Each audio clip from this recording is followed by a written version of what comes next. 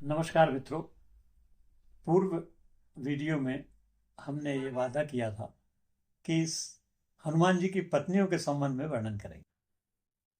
ये प्रश्न अटपटा लग सकता है कि जब हनुमान जी बाल ब्रह्मचारी थे, अखंड ब्रह्मचारी थे, तो उनकी पत्नियां कैसे थीं। ये बड़ा सात्विक इस पर विचार है और कई ग्रंथों में इस पर चर्चा हुई है।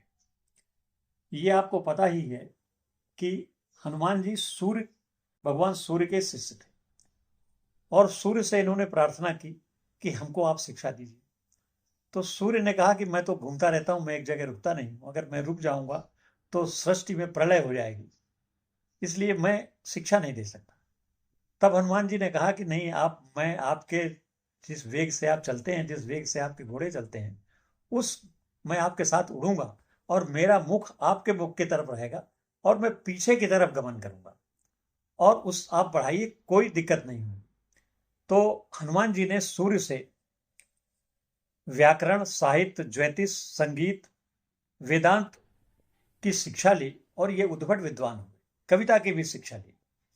तो भगवान सूर्य की कुछ शिक्षाएं ऐसी थी कि वो केवल शादीशुदा व्यक्ति को ही दी जा सकती। कुछ सिद्धियां ऐसी थी।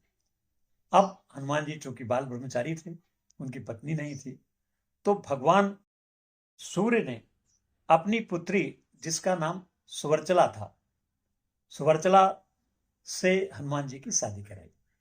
हनुमान जी ने कहा कि मैं बाल ब्रह्मचारी हूं और सुवर्चला भी बहुत तपस्या करने वाली सुंदरी थी, वो भी शादी के लिए तैयार नहीं थी। लेकिन सूर्य के प्रभाव से, सूर्य के याचना करने से दोनों लोग शादी के लिए तैयार हो।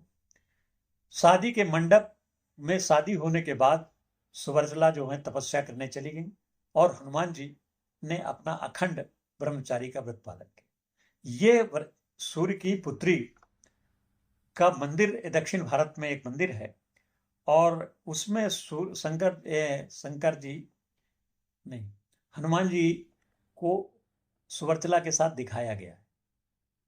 दूसरी शादी हनुमान जी की जब ये हुआ कि वरुण देवता से एक बार लंकापति रावण की लड़ाई हुई और लंकापति रावण को वरुण देवता ने हरा दिया हनुमान जी के पराक्रम से। हनुमान जी ने वरुण देवता का साथ दिया। तो रावण ने अपनी पुत्री की शादी हनुमान जी से कर दी और उस पुत्री का नाम अनंग कुसुमा था। ये रावण की पुत्री थी और यह प्रकरण कुछ ही ग्रंथों में है, लेकिन ये है।